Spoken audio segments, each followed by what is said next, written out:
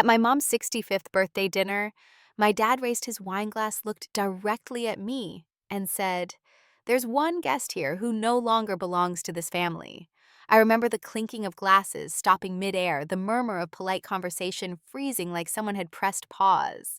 Then laughter. My cousins looked around at each other like it was some kind of inside joke.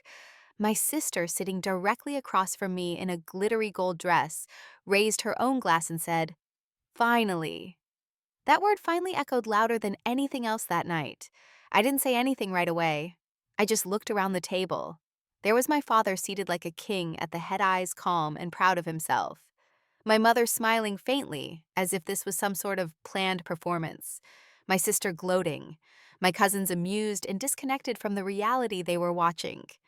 And not a single person looked confused or uncomfortable. No one asked if that was a joke. No one checked in with me. It wasn't a joke. It was deliberate, practiced, maybe even rehearsed. I smiled, not because I was okay, but because I had already prepared myself for this. I knew something like this was coming. I had even told myself earlier that day, if it happens tonight, don't react, just walk. So I leaned back in my chair, glanced at the untouched dessert in front of me, and said, "Then I guess dinner's on your card." I picked up my clutch, stood up, and walked out.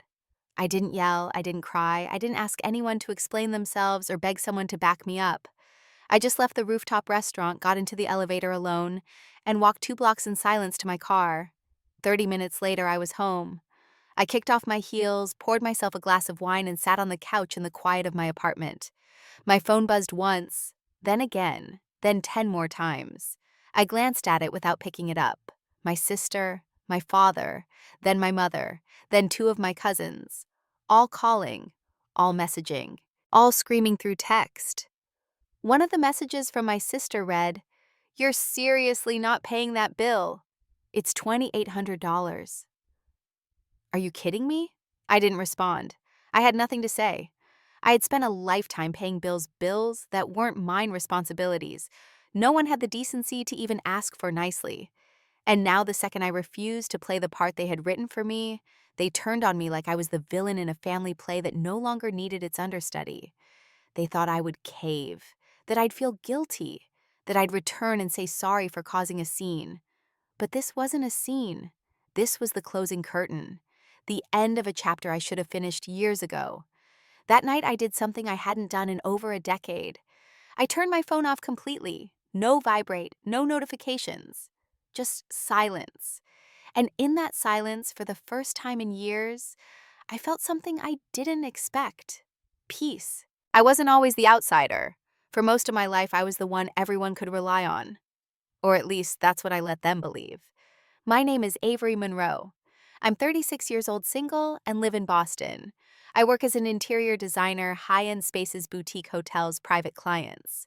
People assume my life is luxurious. They imagine I sip espresso in minimalist offices and rearrange throw pillows all day. The truth is, I work constantly. I build beauty for other people while quietly maintaining the structure of a family that never once thanked me for holding everything together. I grew up in upstate New York in a house with floral curtains and a mother who believed in good appearances. We weren't poor, not really. My dad worked in finance. My mom was a school counselor, but something about their mindset always felt tight, like every favor, every act of generosity came with strings. From an early age, I was the reliable one. My sister Kelsey is older than me by 4 years. She's been married 3 times, 2 kids, always in transition, always in need. My younger brother Jake is an artist, or at least that's what he tells people. He paints when he feels like it, works part-time at a coffee shop, and still lives at home. He's 32. Somehow I became the stable one, the one with health insurance and a 401k, the one who sends money quietly, who books hotel rooms when my parents want a getaway, who covers Kelsey's car repairs and Jake's student loan payments. They never really asked. It started with small things, a copay here, a deposit there, and grew into a monthly rhythm of quiet rescue. The first time I paid someone's rent, it was Kelsey's. Her second husband had just walked out, and she was crying on the phone saying she didn't know what to do. I wired the money without hesitation. No questions. She never paid me back. She didn't even acknowledge it later. It was as if I had simply fulfilled a duty like replacing a broken pipe or picking up milk on the way home. My parents praised me. "You're so dependable, Avery," my mother would say. "You've always had a good head on your shoulders." What she meant was, "You're not our problem, so now you can fix the others." The truth is, I let it happen. For years, I wore my usefulness like a badge. I felt proud of being the one who could handle everything, the one who never broke down, never asked for anything. It was easier than trying to explain how tired I was, easier than facing the silence that came after I said no. I didn't visit often, maybe once or twice a year, usually for birthdays or Christmas. And every time there would be some meal that needed covering, some forgotten expense, a cousin's graduation gift that I somehow ended up paying for. My dad would joke about it. "Looks like Avery's got it covered." And everyone would laugh and no one would stop to ask if I was okay with that. I told myself I was being kind, that helping family was just what you did. But over time, that kindness stopped feeling like love and started to feel like a job, one that I didn't sign up for, couldn't quit, and wasn't getting paid for. When I turned 35 last year, I didn't hear from my family until 9 p.m. My mom texted happy birthday with 4 emojis. My dad didn't say anything. Kelsey posted a recycled meme about sisters and tagged me even though we hadn't spoken in months. Jake sent a voice note of himself singing off-key drunk. I sat alone in my apartment that night eating takeout sushi, wondering why I still tried. And then came the plan for Mom's 65th birthday. She wanted something special, she said, something memorable. Kelsey floated the idea of a rooftop dinner at the Whitmore Hotel in Manhattan. My parents loved it. Jake said nothing. I knew what was coming. No one said it out loud, but the expectation was always there. Avery would pay. But this time I didn't offer. I played along. I booked a train down from Boston. I RSVP'd. I even bought a beautiful silver-framed photo from an artist in Prague, something my mom had pointed out years ago when we were shopping downtown. I wrapped it carefully, brought it in my carry-on, and dressed for the occasion. I also left my wallet at home. It wasn't an accident. I made the choice. I wanted to see what would happen if I just didn't offer. If I showed up as a daughter, a sister, not a sponsor. The minute I arrived at the restaurant, I could feel the familiar performance start. The polite air kisses, the half-fake smiles, the way Kelsey eyed my shoes like she was inventorying them. Jake hugged me too hard, then asked if I had any cash on me just in case. We sat at a long table with candles flickering and a view of the skyline. My dad ordered 2 bottles of wine without checking the prices. My cousins, most of whom didn't even know what I did for a living, took selfies with the charcuterie boards and talked about their influencer side projects. My mom beamed like she was hosting royalty, and I sat there quietly observing, knowing this was all an illusion, knowing the real show would come when the check arrived. The dinner began as expected.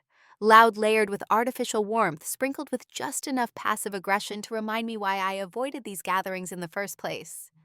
My mom, seated at the center, looked radiant. She wore a pale blue dress and a diamond brooch I didn't recognize. Kelsey had probably picked it out, and I wouldn't be surprised if I had unknowingly paid for it. My dad, always playing host, even when he wasn't the one covering the bill, kept gesturing to the waiter like he was a regular at this overpriced rooftop. Jake slouched in his seat already, halfway through his first glass of wine. Conversations flew across the table like volleys in a tennis match. My cousins talked about real estate and yoga retreats. Someone brought up crypto. Another cousin bragged about her daughter's modeling deal. Through it all, no one asked me a single real question. I was invisible, just there like a coat rack or a chair, present, useful, but unacknowledged. I offered a few polite comments, but mostly I just listened. I watched the way they interacted with each other, the casual dismissiveness, the subtle hierarchy of attention. When Jake talked, no one interrupted. When Kelsey spoke, people laughed, even when her jokes weren't funny. When I said anything, it was followed by silence or a quick change of subject. It was like watching a movie I'd already seen too many times. The food arrived in stages: artisanal starters, handcrafted pastas, slow roasted meats. Everything was plated like it belonged in a magazine. The portions were tiny, the flavors overly complex, the price tags astronomical. No one seemed concerned. They ordered freely truffle this wagyu that. Someone even asked for a second bottle of the wine my dad had picked, which I knew cost more than my rent back in college. And all the while, I waited. For the moment I knew would come. After the dessert, some kind of lavender panna cotta with edible flowers, we all sat back full and flushed. The skyline behind us glowed city lights flickering like distant stars. That's when my dad stood up. He tapped his fork gently against his glass. "Excuse me," he said, smiling. "I'd like to say a few words." A few heads turned. Conversations hushed. I sipped water and kept my eyes on the candle in front of me. My dad cleared his throat. 65 years, that's what we're celebrating tonight. My wife, my partner, the mother of my children. He gestured to my mom, who smiled and gave his hand a little squeeze. "We've been through a lot as a family," he continued. "Ups and downs, wins and losses. But tonight is about gratitude. Gratitude for the love we've built, for the family we've raised, for how close we've all stayed." He smiled at Kelsey and Jake. Then his gaze moved to me. "And sometimes," he said, "pausing the shape of a family changes.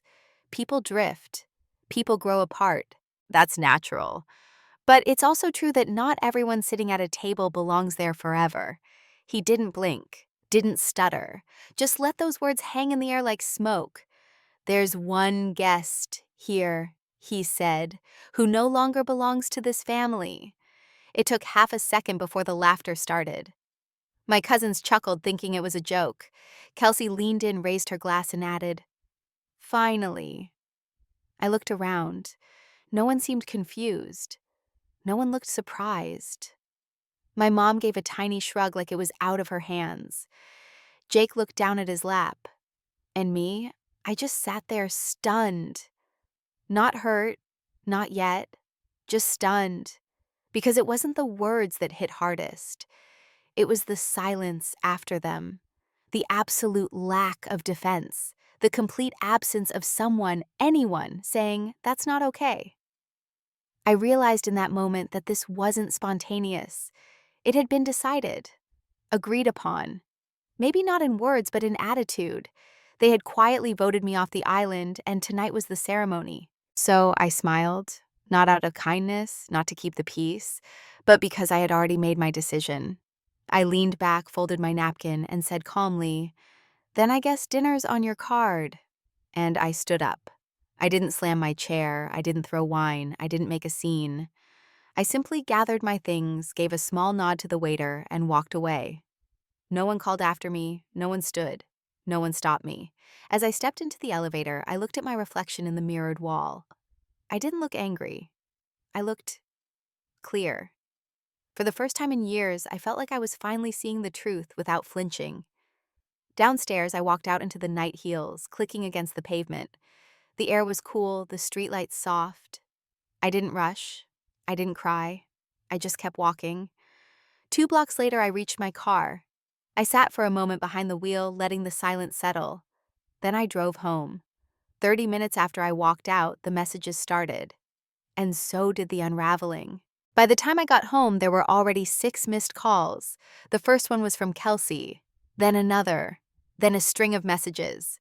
"Where the hell are you? You didn't really leave, right? The waiter's standing here with the bill.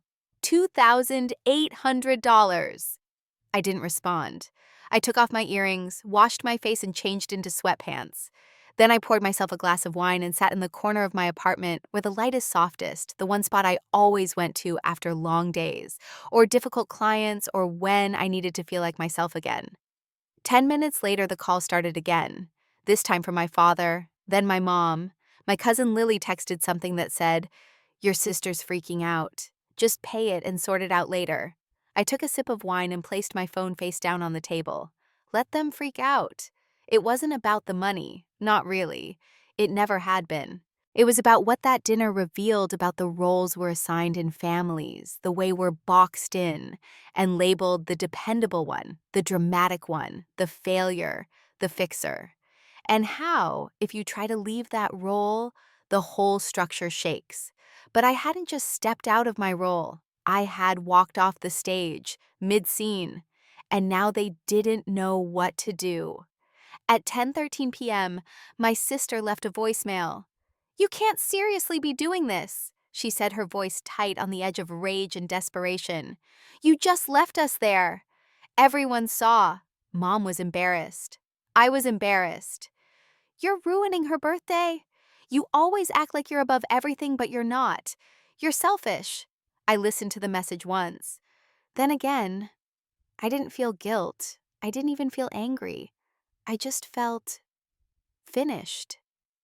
For years, I had covered birthday dinners, mortgage gaps, cosign loans I was never supposed to touch. I had flown across states to babysit nieces and nephews on weekends I needed rest.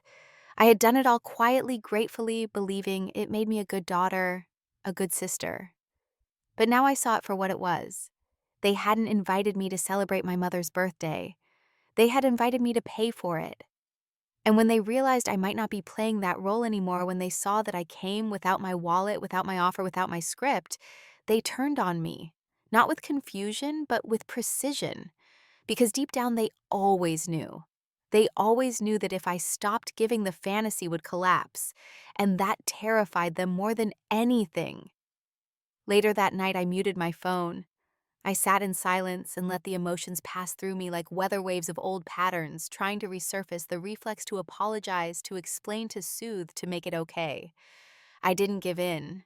This time I didn't reach for the familiar tools, because something in me had snapped that night. And once it broke, I could see it all clearly. I could see how many holidays I had paid for, how many emergencies I had absorbed, how many emotional breakdowns I had soothed, without anyone ever thinking to ask how I was doing. My entire value in that family had been reduced to my usefulness, my ability to fix, to fund, to absorb. And when I stopped doing those things, they saw no value in me at all. Around 11:30 p.m., I opened my banking app and scrolled through my recurring payments. I saw the $200 that left my account on the first of every month, Kelsey's rent. It had been almost a year since she first asked, or cried, really. One of those "I don't know what I'm going to do" conversations over FaceTime where she didn't quite ask, just looked helpless, and waited for me to offer. And I had. I always did. I had never received a thank you. Not once. Just assumed continuation, like a subscription she never paid for. So I canceled it. No text, no warning, just canceled. She would find out in 4 days when the payment bounced. And when she did, I already knew what the reaction would be. Accusation, guilt, story spinning. I could practically hear the phone call already. "You didn't even tell me. Are you trying to get me evicted? What is wrong with you?" But the truth was, nothing was wrong with me. For the first time in years, I was choosing myself. I didn't owe her an explanation. I didn't owe her continued support. What I owed, what I had always owed, was to protect my own peace. I had just forgotten that. They'd say I changed. They'd say I was bitter, cold, ungrateful. They'd tell a new story now where I was the one who turned her back, who abandoned family, who let pride destroy connection. But I wasn't angry. Not anymore. I was just done. 2 days after the dinner, I was folding laundry in my apartment when the doorbell rang. At first, I thought it was a delivery.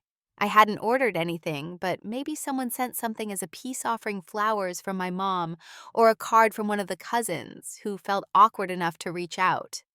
But when I checked the video feed on my doorbell app, my heart sank.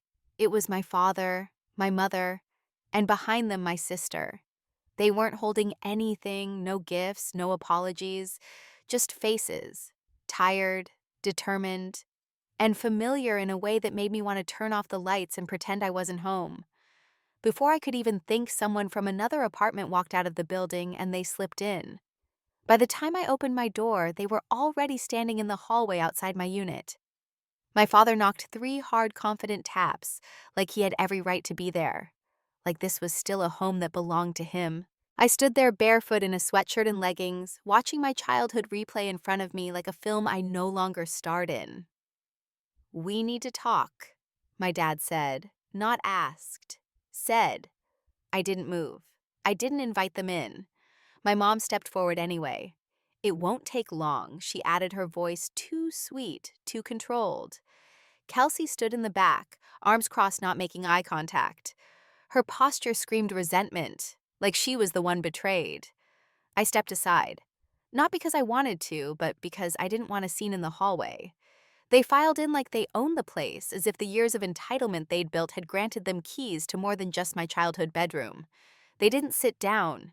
They stood in the middle of my living room like a tribunal, and I was the defendant in some family trial I hadn't agreed to.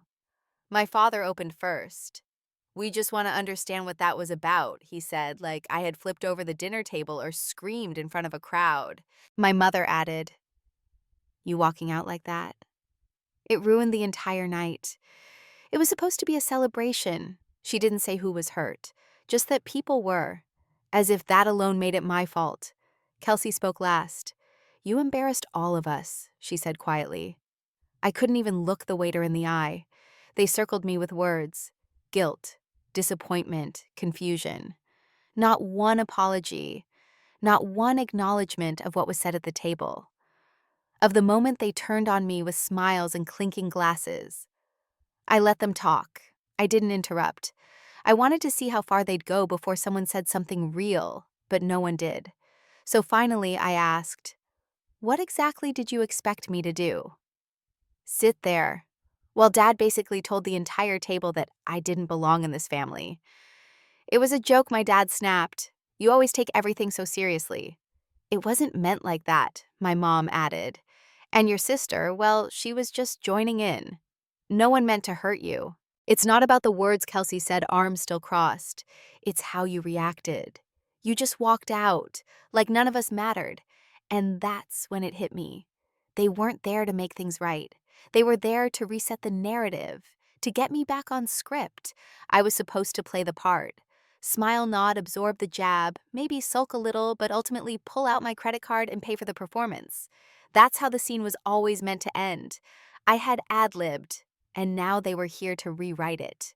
But I was done. I walked over to my kitchen counter, picked up a folded piece of paper, and handed it to my dad. It was a printout of the dinner reservation under my name booked weeks earlier, with a note I'd scribbled in pen. "This time I'm not paying." He looked at it and blinked. My mom reached over to see. Kelsey scoffed. "You planned this," she said. "You came ready to cause drama, no," I replied calmly. "I came ready to see if you'd treat me the same without my wallet." There was a long silence, the kind that usually comes when someone is forced to confront a version of you they didn't prepare for. My father, never comfortable with silence, broke it. "Things have been tight lately," he said. "You know that." My mother added, "Your sister's rent is going up next month. She's stressed out." Kelsey mumbled, "My car's been stalling." And daycare's insane. Each statement was soft, strategic. Not begging, but nudging. This was the next part of the script. The part where I say, "I understand." "Let me help." But I didn't. Instead, I said, "I'm done." They froze. I can't keep playing this part. I can't keep holding up the entire structure while getting mocked and dismissed for not fitting into the mold you wanted me in. My mom's face shifted, like something cracked. Not anger, realization. This wasn't about one dinner. This was about everything. "You're cutting us off," my dad said slowly. "Over a misunderstanding." My brother, still silent, looked between us.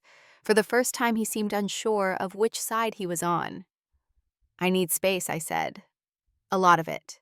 And I need you to leave." No one yelled. No one slammed the door. They just left. And when it closed behind them, it felt different. Final.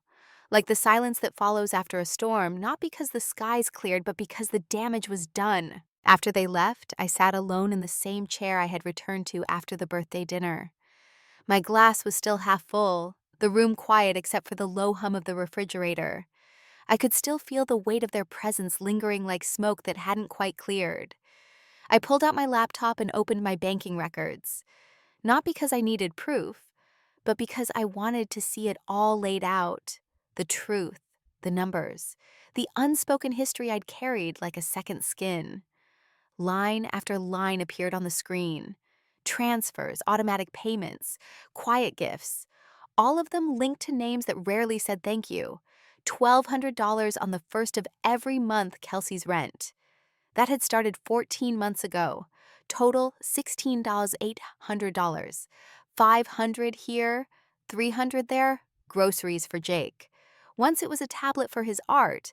Another time a surprise trip to Santa Fe he called inspirational. I'd footed the bill without blinking. He never asked how I was doing financially. He just said, "I'll pay you back when my work sells." It never did. My parents, the biggest chunk, 2 separate vacations, one to Napa Valley, another to Charleston. I had covered both thinking it would make them happy, that maybe, just maybe, they'd see it as a gesture of appreciation. But when they returned, they told the extended family that the kids chipped in and no one corrected the lie. Total cost over $9,000. There were other things too. Smaller, but they added up Kelsey's car repairs birthday gifts for her kids that she picked out and sent me the receipt for last-minute hotel reservations when my parents didn't want to deal with Airbnbs. I hadn't really looked at it all at once before. I had always told myself it's family. It's what you do. But sitting there that night with my bank statement scrolling like a confession, it didn't feel like generosity anymore. It felt like theft, not just of money, but of boundaries, of energy, of identity. They had taken from me without hesitation, and I had allowed it because I believed being the reliable one meant being the good one. But good doesn't mean hollow, and love doesn't mean limitless. I opened a new tab and logged into my recurring payments. I canceled everything. Not just Kelsey's rent, but Jake's grocery delivery subscription, a shared Netflix account my parents used, even the extra phone line I'd been paying for an old plan Kelsey had begged me to keep after her divorce. All of it gone. One click at a time. I didn't send a message. I didn't warn them. Let them notice. Let the absence speak louder than the quiet way I had been holding everything together for years. And for the first time in a long time, I didn't feel like I was abandoning them. I felt like I was reclaiming myself. I didn't expect anyone in the family to take my side. Honestly, I didn't expect them to even ask what happened. That's how these things went. Silence was safer, easier. But the next morning, I got a phone call from someone I hadn't spoken to in months, my Aunt Louise. She wasn't technically my aunt, she was my mother's cousin, a woman who had always kept a gentle distance from the rest of the family. She sent cards on birthdays. She remembered everyone's favorite cookies. She lived alone in Vermont and rarely showed up to the big family gatherings. She was also the only one who had ever really seen me. Her voice on the phone was calm as always. "I heard what happened at the dinner," she said. I didn't answer at first. I wasn't sure what version of the story she'd heard, or how much of it had already been shaped by my parents' narrative. But then she continued, "I'm calling because I saw it coming. Not the exact moment, but the pattern. You've been holding everyone together for years, Avery, and they never even noticed the weight you were carrying."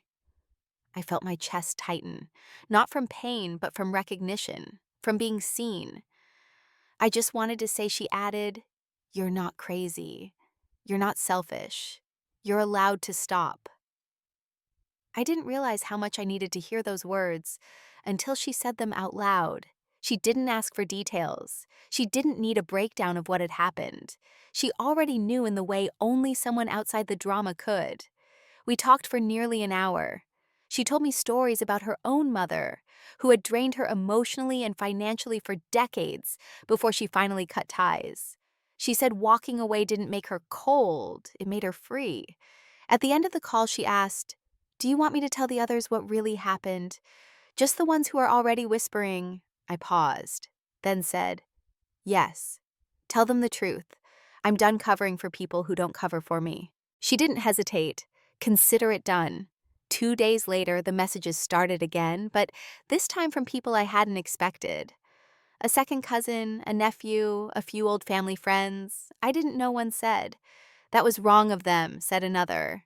"You deserve better." Turns out Louise had gone to the next brunch, the one my mom was too embarrassed to cancel, and told the entire story. Not with drama, just facts. What was said at the dinner, what I had covered, what my parents and siblings had come to expect from me without ever acknowledging it. She told the truth, and in that room it landed like a stone dropped into still water. No screaming, no defense. Just silence. Sometimes silence is a sign of guilt. Sometimes it's the beginning of clarity. A week after the brunch where Aunt Louise told the truth, I started noticing a shift. Not in my family's behavior, at least not toward me. They hadn't called, they hadn't texted, they hadn't apologized. But online things looked different. It started with a post from Kelsey. A photo of her, my parents, and Jake on a beach somewhere, matching sun hats, sunglasses, plastic cups with colorful straws. The caption read, "Family time is everything. Letting go of toxic energy, embracing the light." There was a sunset in the background, like it had been staged for a commercial. Everyone was smiling tan like nothing had ever happened. Hashtags had family. First, had healing vibes. Grateful. I stared at the photo for a long time. Not because I missed them, I didn't. Not anymore. But because of how quickly they'd adapted. These were the same people who 2 weeks earlier claimed they couldn't survive without my financial help. The same ones who said they were tight on money and barely making it. Now they were sipping cocktails at a beachfront resort. I clicked on the location tag, a 5-star resort in Florida. I didn't feel jealous. I didn't even feel surprised. I felt confirmed. They hadn't needed me. They had just used me because I made it easy. Because I had let them. Because I never said no. But what hit hardest wasn't the beach or the smiles or the fake captions. It was the ease, the speed, the way they rebuilt the image without missing a beat. They didn't mourn the loss of me.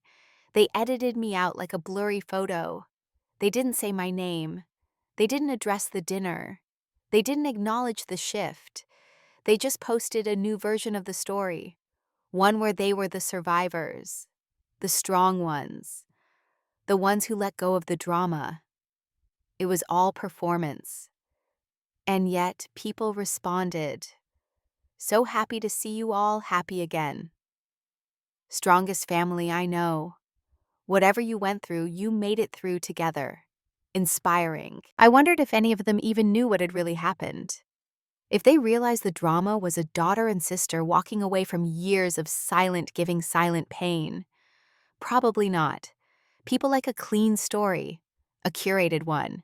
And my family was giving them exactly that. They had turned our fracture into a narrative of resilience with them at the center, and me erased from the frame. At first, I felt anger rising tight in my chest, burning behind my ribs. But then, it passed. Because I didn't need to be in their story. I had started writing my own. Still, I couldn't help noticing the change in tone over the next week. The posts kept coming, but something shifted. The captions became vaguer, less joyful, more about growth and peace despite adversity. Kelsey posted a quote one day, "Sometimes the strongest thing you can do is let go of someone who doesn't want to be saved."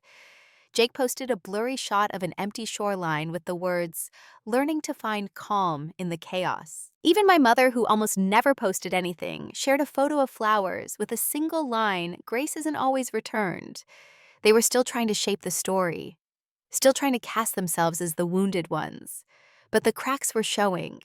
The smiles were tighter. The comments fewer. The performance was becoming harder to sustain. And I realized something else: they weren't just trying to move on. They were trying to control the narrative before the truth spread any further. Before more people started asking questions.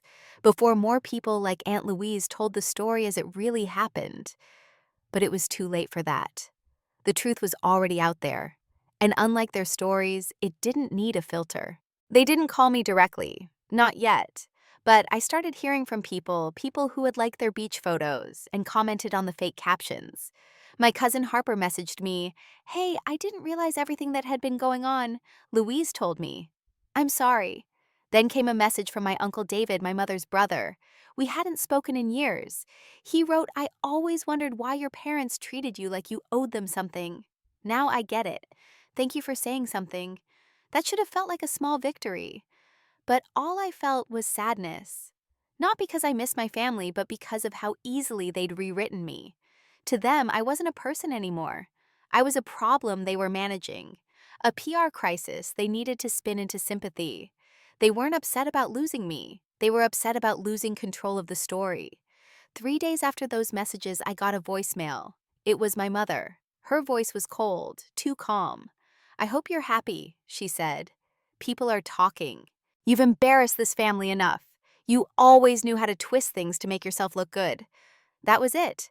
She didn't deny what happened. She didn't apologize. She was just angry people believed me. And that was when I made a decision. If they were going to try and rewrite the story, if they were going to paint me as unstable, dramatic, selfish, then I was going to tell the truth. Not to the whole internet, not to 1,000 people, just to the ones who mattered, the ones who deserved to hear what actually happened. So I sat down and wrote a message. Not a rant, not an attack, just a calm, clear account. I listed the payments I'd made Kelsey's rent for over a year, totaling $16,800. Jake's expenses, my parents' vacations, birthday gifts, groceries, car repairs. I included screenshots not to shame them, but to make it real. I told them about the birthday dinner, what was said, how no one defended me, how I walked away not out of anger, but clarity. And I ended the message like this: I didn't walk away because I was bitter. I walked away because I finally understood that being useful to people isn't the same as being valued by them. I'm not asking anyone to choose sides. I just won't keep lying by staying silent. I sent it to 8 people. Just 8. Within an hour, 2 responded. One was Nathan, a cousin I'd always gotten along with but rarely saw. He replied, "I had no idea. I'm sorry, Avery. That's fucked. Respect for standing up." The other was Aunt Margaret, who simply said, "Thank you for the truth. I didn't expect more. I didn't need more." That night, I turned my phone off again. I slept better than I had in weeks. Until the next day when I got a call from a number I didn't recognize. I let it go to voicemail. It was my grandfather. He hadn't been at the dinner. He didn't use social media, but apparently he'd heard everything through the family lines. His voice was raspy, deliberate. "You told the truth," he said. "That's more than most of them have done in a lifetime. Don't let them twist it. You did what they never expected. You stopped pretending." And just like that, I felt grounded again.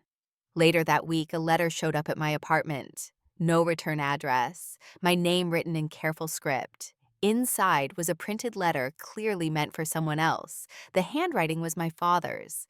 It was a draft addressed to one of his business contacts, a distant relative trying to explain the situation.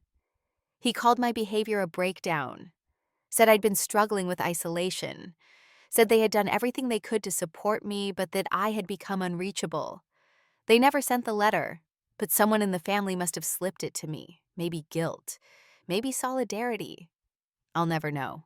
But what I did know after reading it was this: they weren't just trying to control the narrative. They were trying to erase me, not who I was, but what I'd done. They wanted to rewrite the past. Remove my name from the gifts, the sacrifices, the quiet ways. I had held them up for years. They wanted me gone, but not remembered. That's why I made the final move. I canceled the shared storage unit I'd been paying for since my parents downsized. It was full of boxes they never once came to collect. I removed my sister from the family phone plan. I closed the emergency credit card my mom had once used just for medical stuff and had since used for online shopping. I shut everything down, every cord, every connection, every tie they didn't earn. And then I did something I had never done before. I blocked my mother, not because I hated her, but because I loved myself enough to stop letting her in. I sat there with my finger hovering over the block button longer than I expected. But when I finally tapped it, I didn't flinch. I didn't cry. I didn't regret it. I just exhaled. And for the first time in my adult life, I felt like I wasn't their daughter. I was just me. The days after that were quiet, quieter than I expected. No voicemails, no letters, no cousins knocking at my door with folded arms and fake neutrality. Just quiet. At first, the silence felt strange, like something was missing. Not the people, but the noise, the constant static of expectation, obligation, and guilt. The invisible weight that had sat on my chest for most of my adult life. And then the silence started to feel like air, like clarity, like mine. 3 weeks passed. I spent my weekends reading again, cooking just for myself, rearranging my living room, not for work, not for a client, but just because I could. I didn't post about it. I didn't make a statement. I just lived. Until one day I got a call from Aunt Louise. She had just run into my family at the airport. My mom, my dad, my sister, all headed somewhere Costa Rica, she said. Another vacation, another performance. They looked tired, she told me. Not physically, just worn out. Like they're still trying to hold something together. And then she said something that stuck with me. They're still talking about you, she said. But it's not real talk. Just wondering if you'll come around. Apparently, my mother had told her with a small smile, she'll come around. They always do. They, that word hit me harder than I expected. Not Avery, not my daughter, just they, like I was a type, a phase, a temporary rebellion they assumed would burn out like a teenage tantrum. They still didn't get it. This wasn't anger. This wasn't revenge. This was peace. For the first time, I wasn't being reactive. I wasn't trying to prove a point or win anything. I wasn't trying to get them to see me. I was finally seeing myself. I used to think family was forever, that no matter what happened, you went back. You forgave. You absorbed. You returned. But now I understand something else. Sometimes returning isn't healing. Sometimes it's repetition. Sometimes staying is the cycle, leaving is the cure. People love to talk about letting go of toxic people. But no one talks about when those people are your blood, your parents, your siblings, the ones you're taught to stay loyal to no matter what. But loyalty without respect is not love. Obligation without care is not family. And being needed is not the same as being wanted. So no, I'm not coming back. Not because I'm punishing them, but because I'm finally choosing me. They can keep posting quotes about strength and healing and finding peace. Let them. Let them build a version of the story where I'm the villain or the ungrateful child or the selfish one who walked away. I don't need to edit their story because I know mine. I was never the problem, I was just the exit plan. And now they'll need a new one.